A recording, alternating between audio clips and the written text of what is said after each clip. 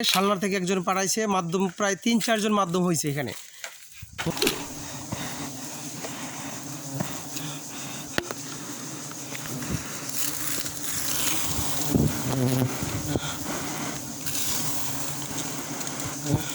সম্মানিত দর্শক কিন্তু আপনারা দেখতে পাচ্ছেন চাকটি আমি উপর থেকে ভিডিও করতেছি। ইনশাল্লাহ খুব সুন্দর মধু হয়েছে এখানে, তবে তাও একটু মধু হয়েছে।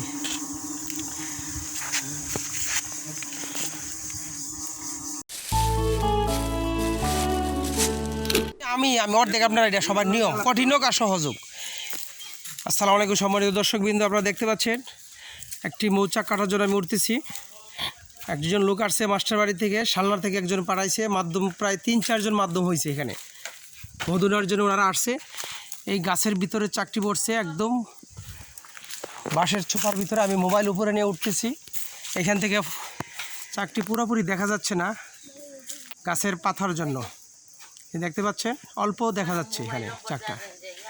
আমি ওইখানে মোবাইল নিয়ে উঠতেছি, ওই চাকের ভিডিওটা আমি নিয়ে আসবো ইনশাল্লাহ, পরে নিচে এসে ভিডিওটা করতেছি।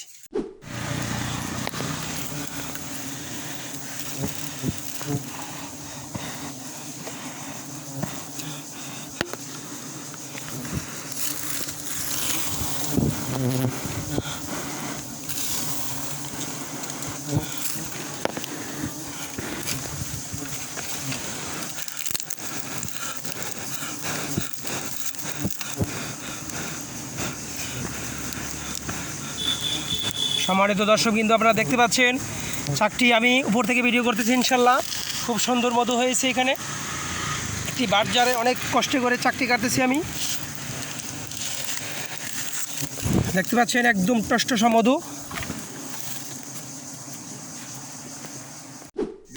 মোটরসাইকেল নিতেছে না, মোটরসাইকেলের শাক সারাদিন কাটতাম, আমার কাছে শাক আছে। আসসালামু আলাইকুম সম্মানিত দর্শকবৃন্দ, আপনারা দেখতে পাচ্ছেন এই চাকটি কেটে নামছি অনেক উপরে। ছোট একটি দুটি চাক এক জায়গায় পড়ছে।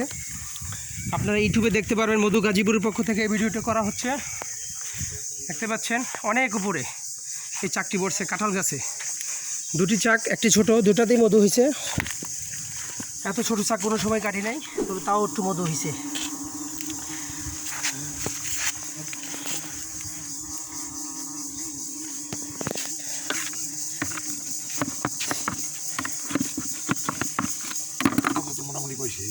মধু তো হয়েছে, মধু সারা গিয়ে গাছ উঠছি, এত সারা গিয়ে মানুষে মধু পারেনি মধু না থাকলে। দেখতে পাচ্ছেন আপনারা একদম পিওর মধু।